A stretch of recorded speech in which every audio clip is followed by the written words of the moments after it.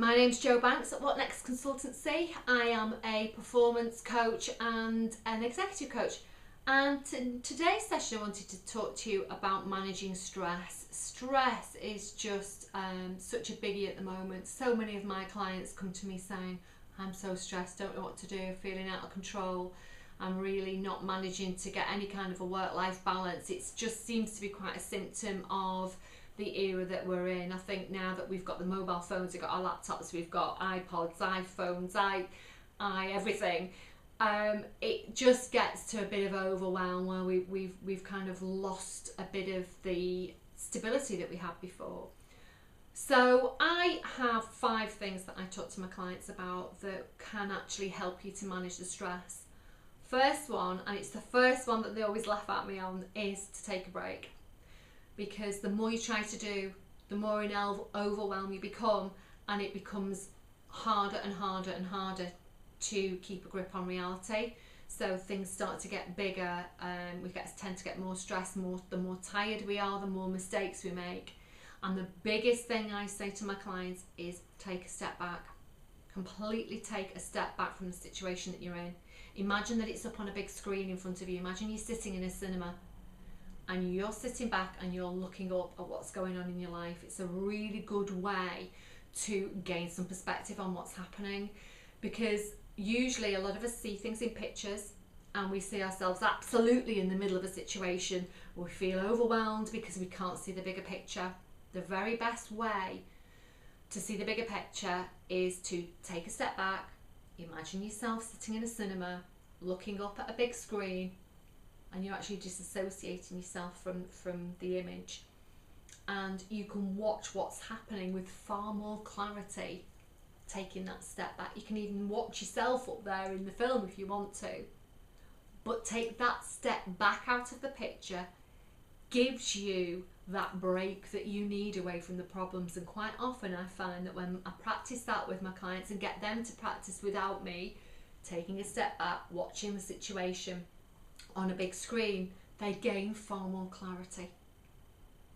Next is to take some exercise. Now, a lot of people say, oh yeah, right, like I've got time to exercise, but exercise is so important. We often neglect the sort of physical side of our being, and it's so big, because when we get out and exercise, we release endorphins, which actually combat the stress and the stress hormones that we release. So we're continually firing off adrenaline all the time because we have that fight or flight syndrome that we've had from when we were cavemen, that we've actually advanced so much quicker than what our bodies and our physiology has. So when we're in really stressful situations, we fire off that flight or fright kind of adrenaline rush, but we're not running anywhere. So basically what happens is that adrenaline builds up within the body, and unless we do something to burn it off, it causes a chemical imbalance in the body. So exercise is key, and it doesn't have to be getting on the treadmill for an hour or running a marathon or doing something ridiculous. Just even taking a really good walk around the block and taking some good deep breaths. Deep breathing is another thing that I always tell my clients to do. I especially use that when I'm doing some interview coaching, especially with people who get a bit overwhelmed when they're going for interviews and freak out a bit and have that awful nerves. By taking a deep breath in through the nose and out through the mouth, and doing that 7 times or even 10, by the 6th or 7th time you take that deep in and out breath, your physiology changes. It releases those endorphins in your body and actually calms you down and makes you feel better. The next one is to talk to people and tell them what's going on, because I think we all have a tendency to keep things within us and keep our stress within us because we don't want to burden people or we don't want people to know about it. But there are so many people that you can talk to now. You know, if you don't feel that you can talk to your partner or your family, then potentially friends or even your doctor, or there are so many different places we can go to now to talk to people. Because what I find with a lot of my clients is sometimes they come to me and they don't even want coaching, they just want somebody to listen to them and unburden. And I find a lot of people, once they've just unburdened and said everything that was in their head, they actually feel a million times better. So try and talk. It's very difficult for some people, I know, but it needn't be. It's like anything, the more we practice it, the better we get. The next is to take some solid action.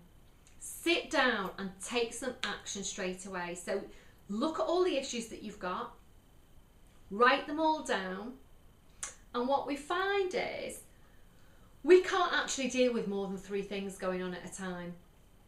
So chunk things up, chunk them up. So if you've got a load of stuff going on with the kids, chunk that into kids. If you've got a load of things going on at work, chunk that into work.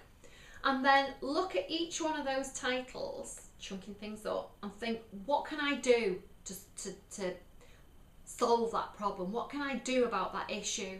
So it's back to asking those really empowering questions, because if you can actually sit down and plan and actually take some action, that alone will help to reduce the stress. Because you've already stepped back, you've looked at what needed to be done, you've taken some deep breaths, you've talked it through with other people, and then you get your planning done. Take action straight away, because the longer you take to take some action, sometimes the worse things can start to feel.